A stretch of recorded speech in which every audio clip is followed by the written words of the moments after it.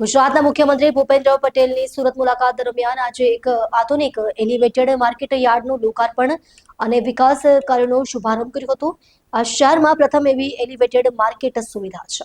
મુખ્યમંત્રીએ જણાવ્યું હતું કે આ આધુનિક સુવિધાઓથી સજ્જ માર્કેટ યાર્ડ વેપારીઓ માટે નવી તકોનું સર્જન કરશે અને વ્યવસાયને અનુકૂળ માળખું પૂરું પાડશે।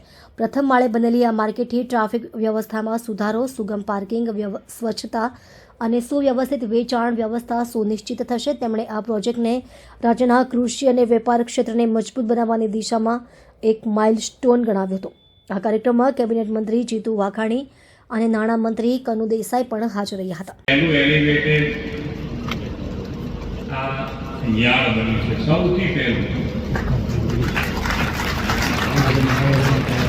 સુંદર વ્યવસ્થા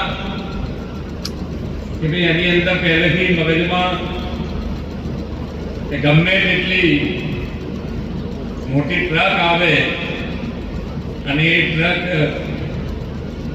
જ્યાંથી એન્ટર થાય અને એની જે નીકળવાની વ્યવસ્થા, નહીતર પ્રોબ્લેમ પાછો ફરી એનો એ થાય કે ભાઈ એલિવેટેડ તો બનાવી દીધું પણ પાછી ટ્રક પાછી કેવી રીતે લઈ જતી, બંનેની વ્યવસ્થા સાથે વિચારીને આ ખૂબ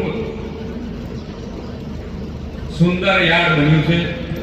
એનો લાભ સૌથી વધુ ને વધુ ખેડૂતો લઈ શકે એવી ખૂબ ખૂબ શુભેચ્છાઓ।